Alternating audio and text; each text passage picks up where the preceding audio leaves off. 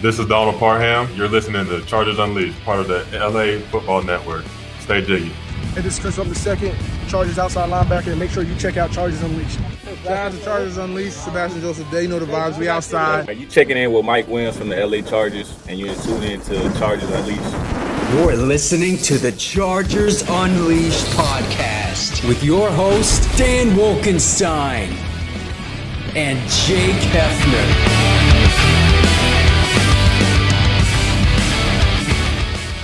Welcome to another edition of Chargers Unleashed. Jake Hefner and Dan Wolkenstein here with you from the LA Football Network. Today's show, of course, being brought to you by BetOnline, Charger Bolt Family, Rock Solid Sports Memorabilia. If this is your first time tuning in the show, make sure to hit that like and subscribe button on YouTube. You can also follow us on Facebook, Twitter, Instagram, Spotify, and Apple Podcasts.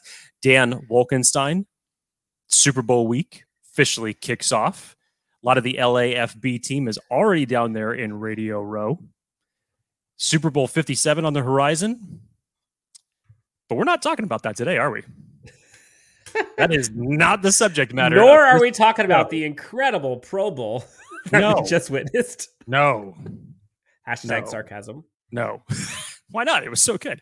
What are you talking about? No, we need to delve into this very big subject matter for the Chargers as we are currently in the thick of the offseason. I know we have the NFL Combine coming up over the next several weeks, and of course, free agency after that, and then, of course, the NFL Draft in the midst of April. But there is a couple big things that need to take place in the NFL executive office of the Chargers concerning financials. And this, very sensitive topic to lots of Chargers fans. This was, of course, brought to a head over the last couple of days with Daniel Popper's article. If you guys have not read it, just basically his whole full offseason breakdown of everything that the Chargers essentially need to do, possible moves that they could do, possible tough moves that they would have to just gut out and have to do. But as it stands right now, the Chargers are in a very, very tough salary cap situation. So Dan and I kind of wanted to elaborate on some of these things that Daniel Popper had brought to light and I know that everybody out there has their own feelings on some either restructures, some surprise cuts, what possibly would need to be done if you want XYZ to happen. So we're going to try to go through this the best they can. Dan's created a bunch of slides, and we're going to go through this kind of one by one just to break it all down. So Dan, Chargers financials, are you ready for this tough conversation? Lots of dollar signs, lots of commas and zeros. But no, I think it's important. And I know a lot of folks who are avid Chargers fans, either for a minute or for decades, know how important and also sometimes how much you can work around the salary cap. But at a certain point, you reach a time where some things have to happen. And the Chargers, you'll say what you will about the past, but this last few years, they've been going pretty aggressive with their contracts and extensions and things that they've been dishing out and the trades that they've been making. And they are now looking at kind of the other side of that coin where they have a Justin Herbert contract upcoming. Then they also are now, I think, about $20 million over the cap that they need to fix before they can do anything. And that's not including any of the free agents that are on other teams or key free agents that the Chargers are wanting / may need to bring in-house or retain. So the goal of today is just to kind of go through what the cap situation is like, what the Chargers are looking to do in-house, and what their possible options are via either trade, via cut, or via restructuring. And so, Jake, I thought it'd be kind of a fun exercise to kind of kick this thing off first with just a little, trip off to Wendy's, if you will, over to our good friends over at Over the Cap to kind of go through like what the cap situation looks like for this Chargers team. And for folks who are watching, got a nice little visual here. I don't see the spaghetti basket on the menu, by the way. I want the spaghetti basket. No, we don't get one of those. But what we do have is a lot of money being dished out to a lot of key guys. And the first part of this is, again, this is just a screenshot showing kind of all the biggest cap number hits for this Chargers roster. And going down this list, Jake, Joey Bosa, $31 million cap hit by himself going into this next season. Khalil Mack, $27 million cap hit. Keenan Allen, $21 million. Mike Williams, $19 million. J.C. Jackson, lots of unknowns there, $17 million. Corey Linsley, $13 million. Austin Johnson, $9 million plus. Michael Davis, $9 million plus. Derwin James, $9 million plus. Sebastian Joseph Day, $9 million plus. All of those guys I just mentioned have a cap hit of over $9 million in 2023, which has gotten this team into the predicament that they are in. And again, lots of contracts are kind of backloaded, front-loaded, however you want to do it, but usually they're backloaded and the breadth of the contract is done at the end. So some of these contracts, like the Bosa one, like the Keenan Allen one, those are hitting heavy now. So Chargers are in a predicament. How can they save cap room? How can they retain talent? And how can they get better? And so all the kind of rumors are starting to speculate around, do they need to cut Keenan Allen? Do they need to cut Joey Bosa? Should they cut either one of them? What's the restructuring like? Who are they going to keep? That's what we're going to get into today. So this is actually kind of a fun discussion for me, and we're also going to try to give some possible solutions and ways forward in how this Chargers team can move on. Jake, over under, in your opinion, 2.5 restructures done by this front office before training camp begins with this Chargers team. Over under 2.5. There's a lot of possibility for restructures here when we start going through this list. The hard part about it is that when you have this many guys that are getting that type of cap hit, it's a rarity that you can restructure the lot of them. So maybe you get one or two there, but something else has to be sacrificed. It's going to be a damn chore one way or the other. But are you taking the under? What did you put it at? 2.5? 2.5. History tells me that I would have to take the under, unfortunately. They're going to. I think they're going to do a little bit more.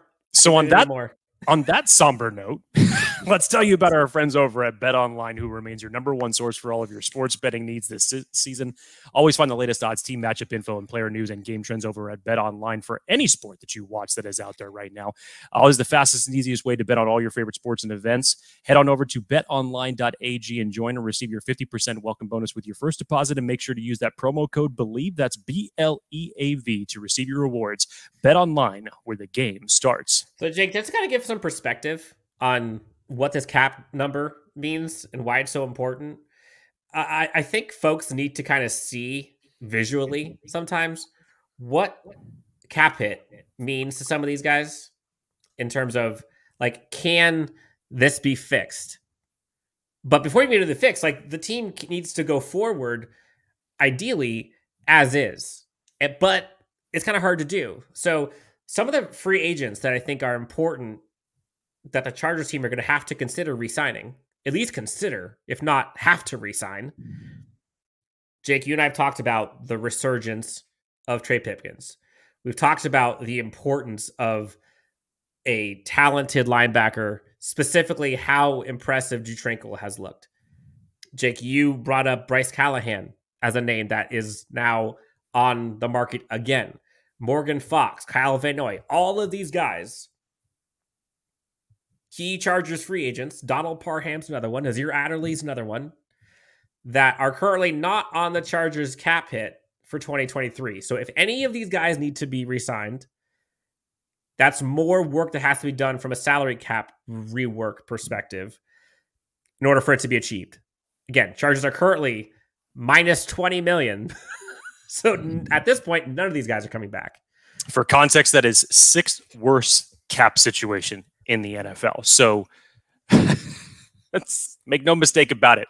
If we could put a fly on the wall of VP of Football Administration and Player Finance Ed McGuire's office right now, he's probably sitting there smoking a cigarette, maybe just looking at this big stack of contracts on his table going, what the hell am I supposed to do with all of this?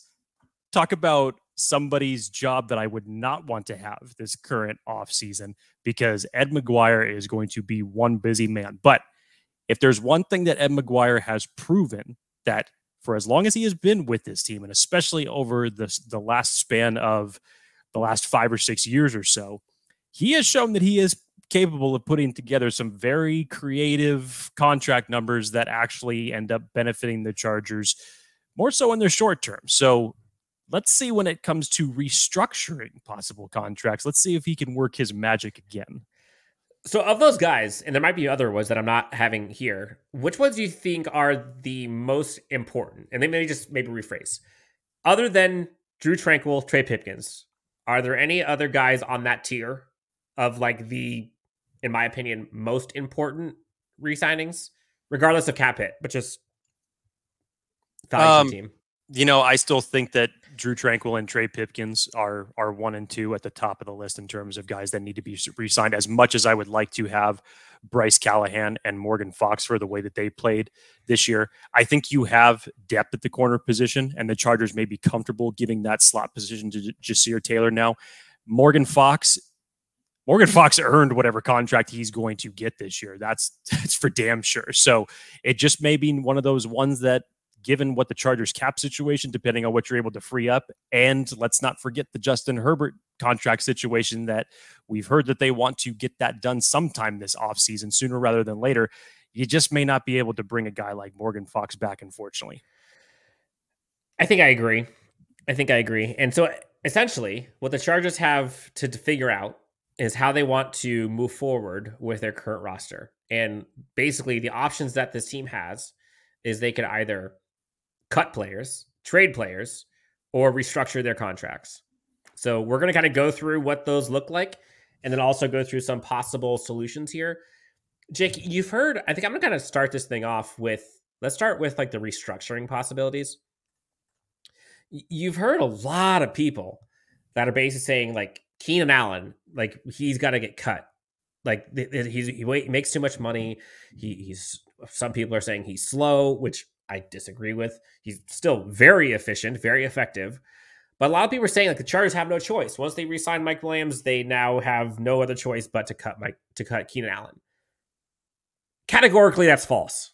Like the Chargers have many ways forward without needing to cut Keenan Allen. Do they have to get creative? Sure. In my opinion, the reason that they would have to cut Keenan Allen or trade Keenan Allen is if they want to get uber aggressive during the free agency period. Remains to be seen. But so, Jake, I want to start this thing off with restructuring possibilities. So basically taking the current contract, restructuring it, starting a new one over a period of time, and essentially kicking the can down the road to a different year, future year. So again, remember that $20.38 million the Chargers are currently under the cap, or over the cap, excuse me. Joey Bosa, Keenan Allen, J.C. Jackson, Corey Linsley, and among the few, there's a few others, all of these guys are possible contract restructure candidates. And if you add up these numbers, again, this is per over the cap, Daniel Popper as well, added up a bunch of these numbers. If you added these numbers up, Joey Bosa, $15 million plus could be saved with contract restructuring, excuse me. Keenan Allen, almost $9 million. J.C. Jackson, almost $8.2 million. And Corey Linsley, $6 million. That's $38.5 million that this Chargers team can save. Essentially flipping the script on the current cap, going from like $20 million over the cap to roughly $18 million under, just by restructuring those four. Now, early on, Jake, we talked about over under 2.5. This is where that comes into play.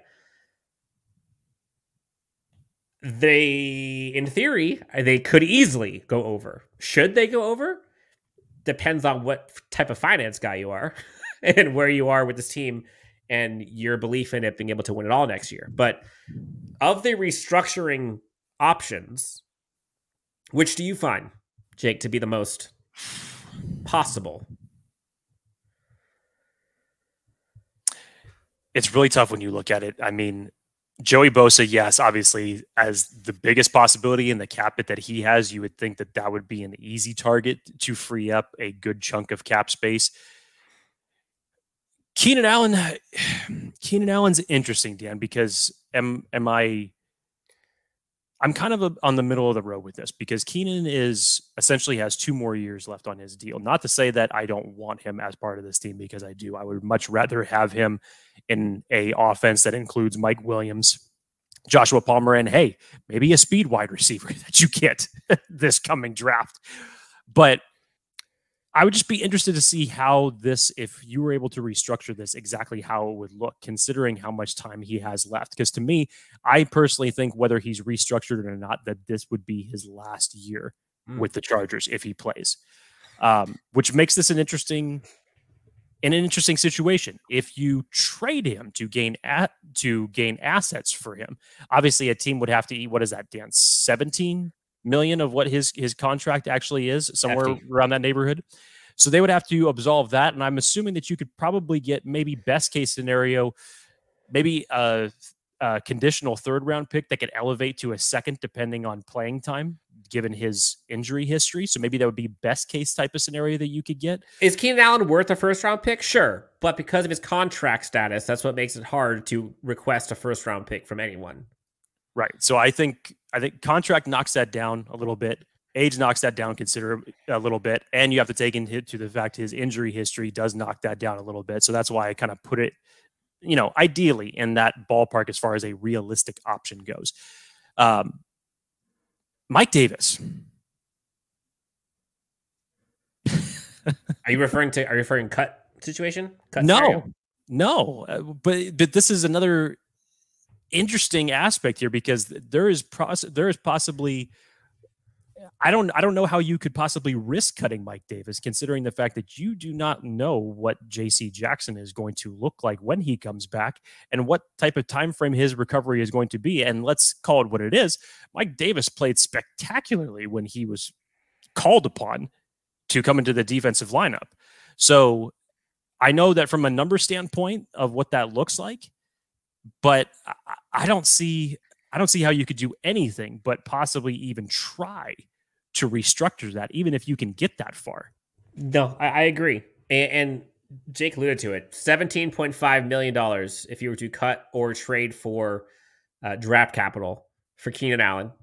If you wanted to trade or cut Gerald Everett, that's $4.25 million that the Chargers team could recoup. Mike Davis, $7.4 million cap hit if they were to cut or trade him. I just don't see it happening, Jake. Like, he was CB1 on this team, and they would have been lost without him. And now with kind of the unknown of JC Jackson, no clue. Matt Feiler, I think, largely is probably the one cut candidate I think everyone circles as most likely / probably going to happen. That saves $6 million plus right there. So just on those 4, Matt Feiler, Mike Davis, Gerald Everett, Keenan Allen, let's say they cut Matt Feiler. That's $6 million. So they went from 20 to roughly 14-ish over the cap. Like, they could cut Gerald Everett and retain, $4.25 million. But then you're like, all right, we got Trey McKitty, Donald Parham's a free agent. Like, what are you doing? So then you're going to, okay, maybe we go tight end number 1 in the 1st round at 21. That's going to cost you like $2.5 million. So realistically, you're only saving like $1 million and change. So is that even worth it? I don't think it is.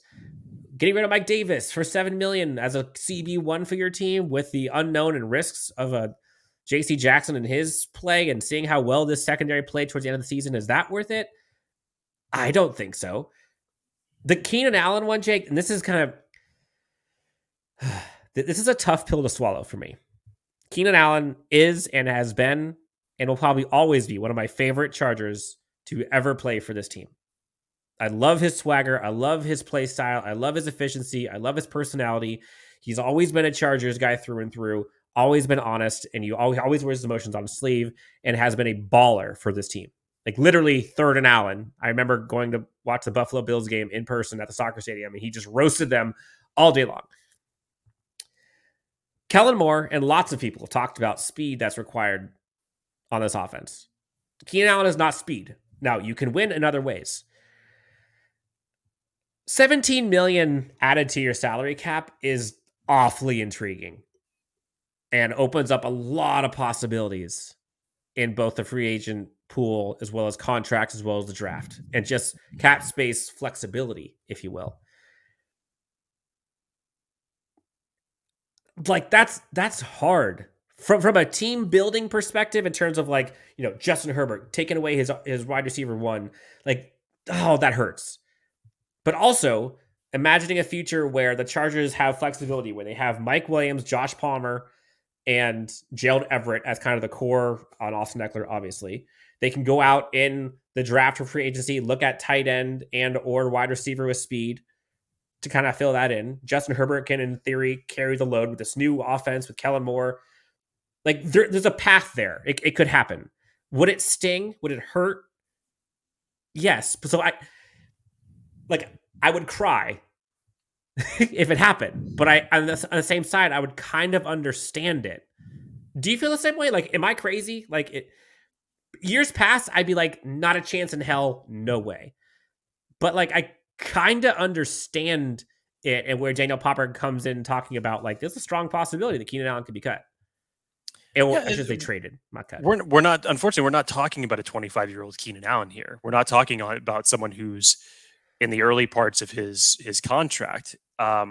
This is where these deals that Ed McGuire and the Chargers have put together over the last couple of years, when they get toward the end of this is where the cap numbers really jump up. And you look at this from this type of perspective, Dan, again, he has, as it stands right now, 2 more years on his deal with this team. I don't think that he plays, if he stays with this team, I don't think that he plays beyond 2023. So it leaves you with probably the one move that gives you the most options. And yes, is it necessarily one that you are forced to be happy with? No, there's no being happy about any of this, regardless of how it goes down, other than him getting restructured and remaining with this team. I personally think that if it came down to it, the best situation that you could hope for, that if you had to unload those contract numbers, is you find a trade partner for him,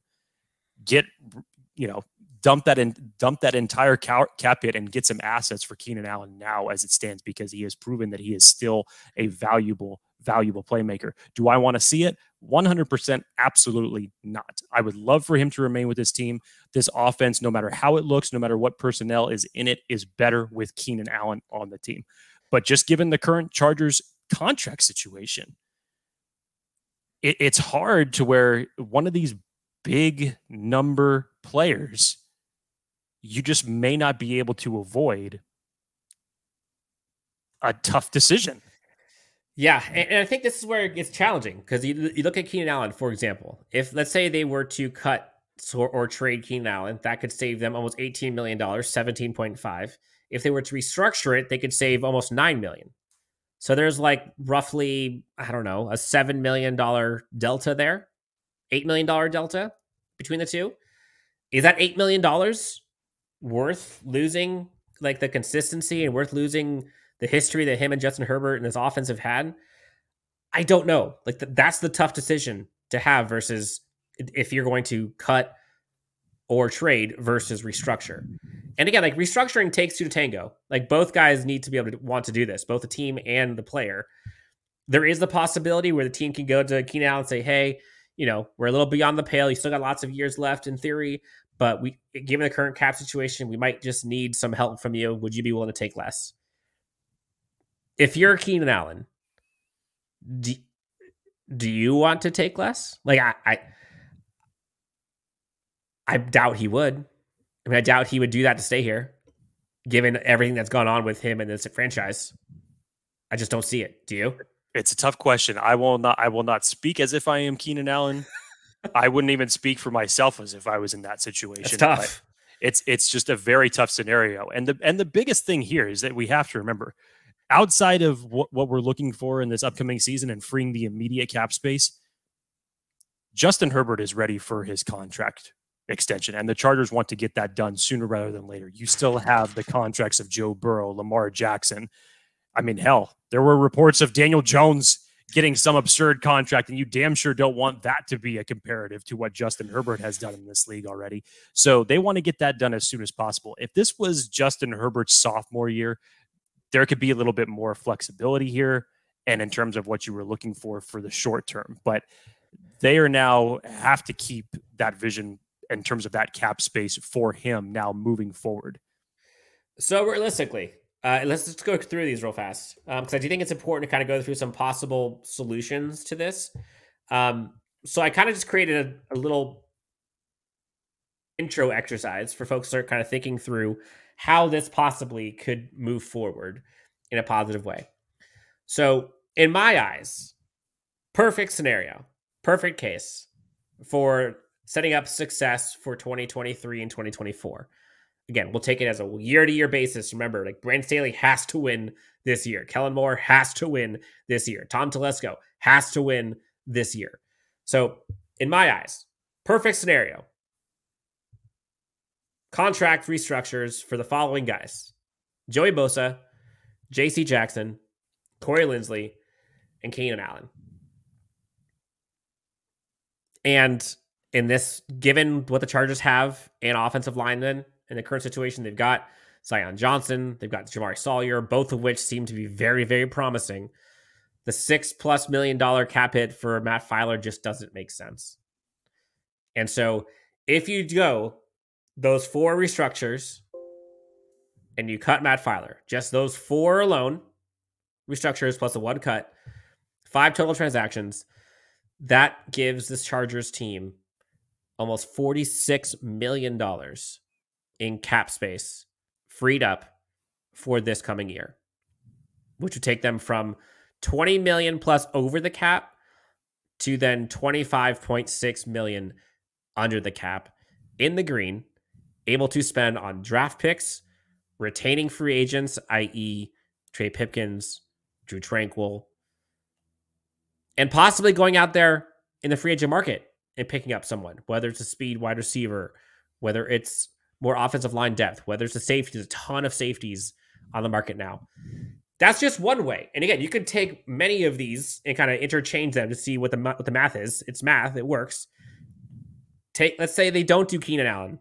That's now roughly $36 million that they've saved. That's still $15+ million the team has in cap space. Like, I put this here, Jake. I think we both want to just showcase the team is fine. The team has plenty of ways to get out of this. Do they have to be creative? Certainly. Is it going to be easy? No. But like, that's kind of their job. You see the Chiefs do it all the time. Was it a couple years back, Jake, where they were like so much in cap hell, and then all of a sudden you blink an eye and they restructured a couple, signed new extensions, and bam, they're fixed. Yeah, but again, it does limit you, as you were saying, Dan. Brandon Staley needs to win now. Tom Telesco needs to win now. And you have a new offensive coordinator that's coming in with this whole new vision about how he wants to hit this next level in this offense. You know, it may take more than the guys that you have on your current roster to get that done. So it's not going to be, obviously, it's not going to be like last year where the Chargers had some of the most cap space that they have probably had. I mean, definitely had since Tom Telesco has been this GM, but the most cap space and them going out and executing the most moves that I can remember for the better part of the past 25 years for them to be that aggressive in free agency. And unfortunately, this is kind of where it's coming back to bite them a little bit in the wallet. So they, you know, you have to do what you have to do.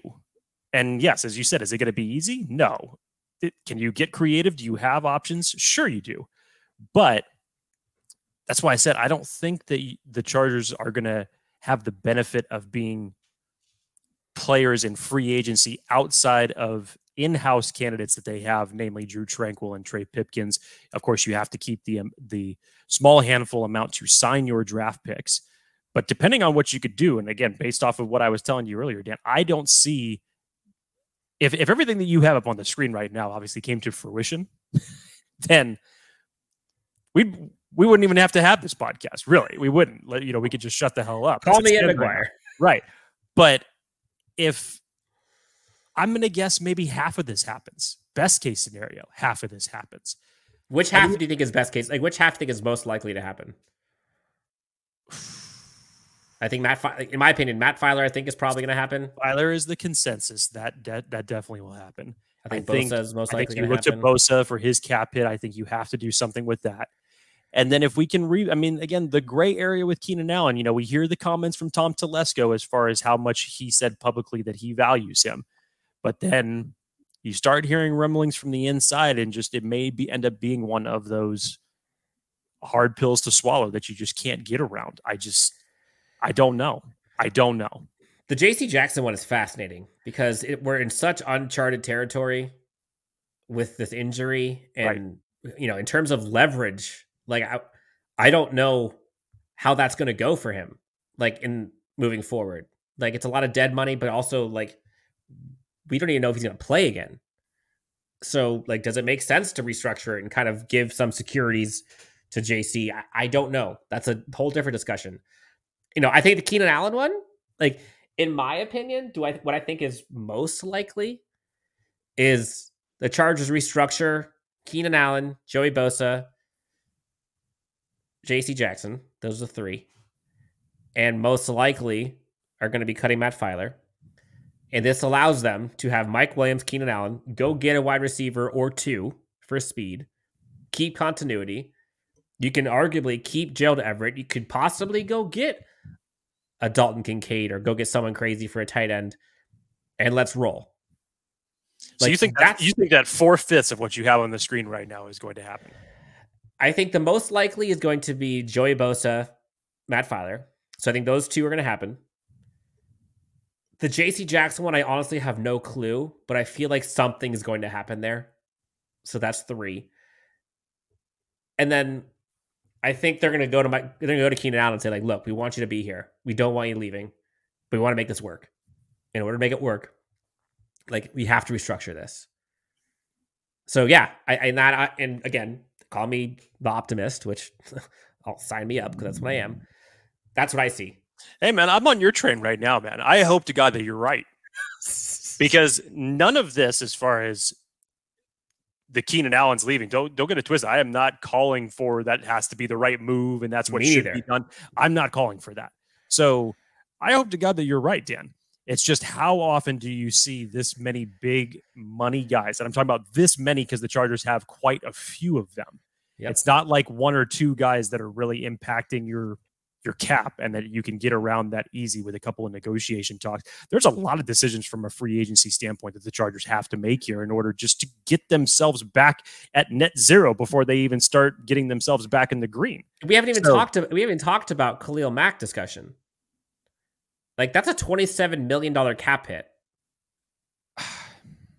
People are saying, oh, we should just cut Khalil Mack. Like, y'all are crazy. Look, whether we're talking about Joey Bosa, whether we're talking about Khalil Mack, did anybody see who was playing behind them this year? Because I sure as hell did.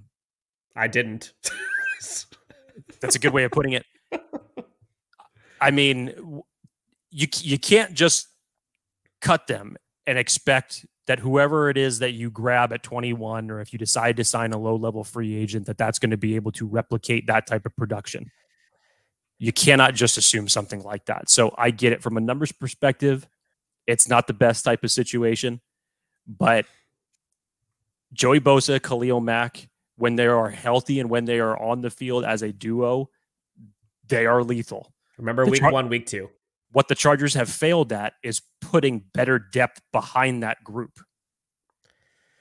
So lots of figures being thrown out, obviously. And it's not a fun conversation, but I think it's an interesting one that the Chargers are kind of in a position where they have to do this.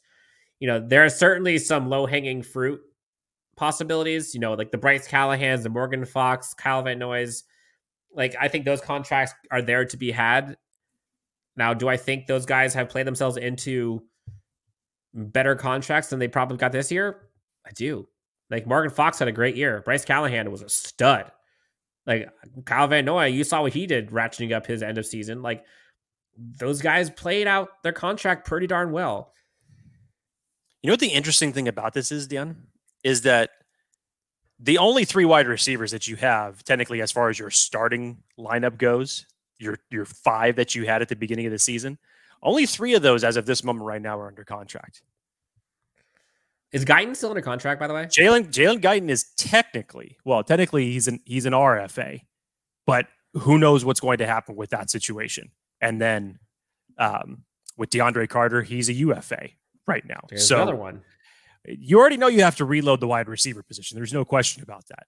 But you're going to have that. You're possibly going to take that much turnover in your imagine that, Jake. Imagine like your 2023-24 wide receivers for this Chargers team. The only ones coming back, imagine it being just Mike Williams and Josh Palmer. Look, you saw what this offense looked like with that much turnover at the wide receiver position last year. That'd be insane. I don't think anybody wants to see that again.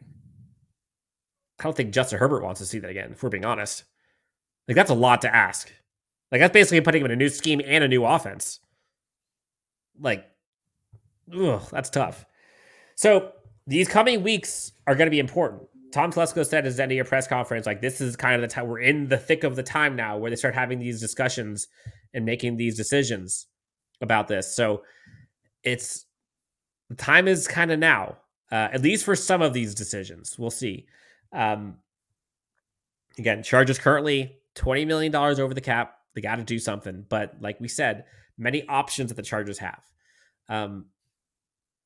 Other options, Jake, that the Chargers have were on display the last week or two in Shrine Bowl, in the Senior Bowl, practices, games.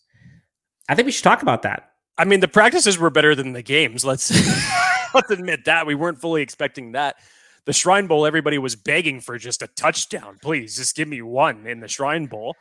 And unfortunately, the Senior Bowl ended up being a less than competitive affair that we were all hoping it was from both sides.